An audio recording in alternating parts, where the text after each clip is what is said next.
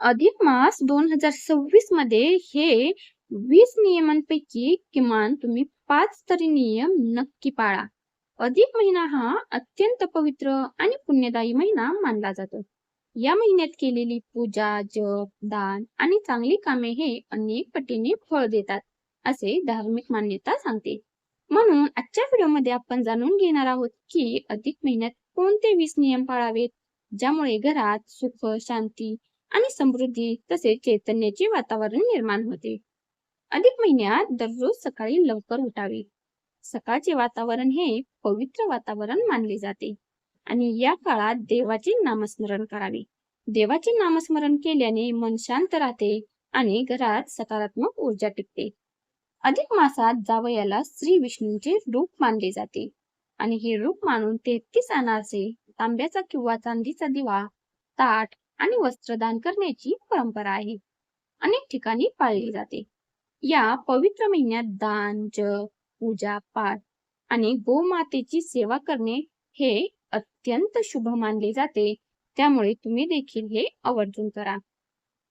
अधिक मासामध्ये 33 दिवसामध्ये 33 वस्तूंचे दान केल्यास घरात सुख, समृद्धी आणि पुण्य वाढते, असे देखील मानले जाते.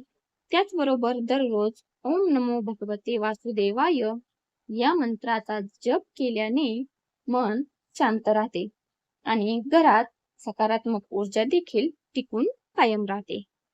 तसेच गरीब आणि गरजू लोकांना अन्नदान करणे हे अत्यंत पुण्यकारक मानले जाते.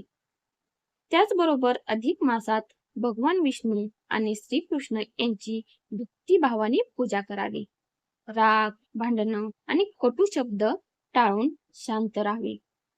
या महिन्यात गरीब, गरजू आणि भुकेल्या लोकांना अन्नदान करणे हे खूप पुण्यकारक मानले जाते. त्याचबरोबर गाईला चारा आणि पक्ष्यांना दाणे टाकल्याने देवीची कृपाही प्राप्त होते, असे अनेक जण मानतात. अधिक मासात शक्य असेल तर एकाच वेळचे भोजन किंवा उपवास करून भक्तीमध्ये मन लावावे. घरात स्वच्छता आणि पवित्रता ठेवून रोज देवाजवळ दिवा लावावा. दिवा लावल्याने सुख, शांती राहते. या महिन्यात खोटं बोलणं, भांडण करणे आणि दुसऱ्यांची निंदा करणे हे टाळावे. प्रत्येक गुरुवारी स्वामी समर्थ, दत्त महाराज किंवा विष्णू भगवान यांची आरती आणि नामस्मरण हे नक्की करावे. अधिक मासात भगवद्गीता, विष्णू सहस्त्रनाम किंवा धार्मिक ग्रंथांचे वाचन करणे हे देखील अत्यंत शुभ मानले जाते. तुमच्याकडे कोणती परंपरा आहे, कोणती पद्धत आहे ते कमेंटद्वारे नक्की सांगा. त्याचबरोबर वडीलधाऱ्यांचा आदर करून त्यांचे आशीर्वाद घेतल्याने जीवनात सकारात्मक बदल होतात, असे देखील सांगितले जाते. अधिक मासात मंदिरात जाऊन दीपदान आणि दानधर्म केल्याने पुण्य लागते, अशी श्रद्धा आहे.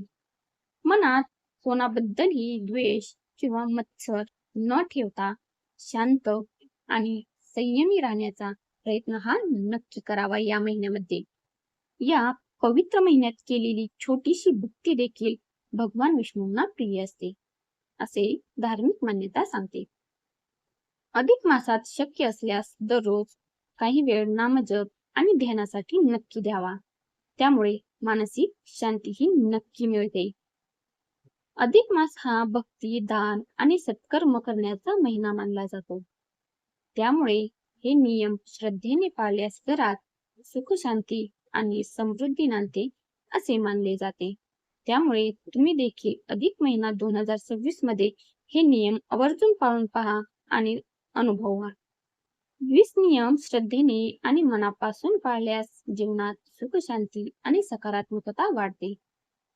हा व्हिडिओ जर आवडला असेल तर लाईक करा, शेअर करा आणि आपल्या भक्ती विशेष या चॅनलला नक्की सबस्क्राईब करा आणि तुमच्या मित्रपरिवार, नातेवाईक यांना देखील शेअर करा. त्यांना देखील या गोष्टीचा नक्कीच फायदा होईल. धन्यवाद.